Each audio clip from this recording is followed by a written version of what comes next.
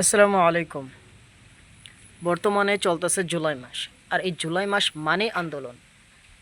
এই জুলাই মাসের নামটা আসলে আন্দোলন মাস রাখা হোক বা মান্থ অফ মুভমেন্ট রাখা হোক অথবা মুভমেন্ট মান্থ রাখা হোক, কারণ যত আন্দোলন হচ্ছে সব এই জুলাই মাসে। আপনি লক্ষ্য করুন শ্রীলঙ্কার দিকে 2022 সালে যে আন্দোলনটা হয়েছিল, শ্রীলঙ্কার প্রধানমন্ত্রী পালাইছে এই 2022 সালের এই জুলাই মাসে আন্দোলনের কারণে। 2024 সালে শেখ হাসিনা পালাইছে এই জুলাই মাসের আন্দোলনের পরে।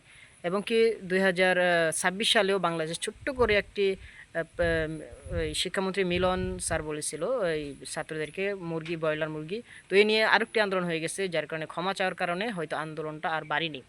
এবং কি 2026 সালে আরও একটি আন্দোলন হয়েছে ভারতে, আমাদের পার্শ্ববর্তী দেশ, ওই বর্তমানে চলতেছে।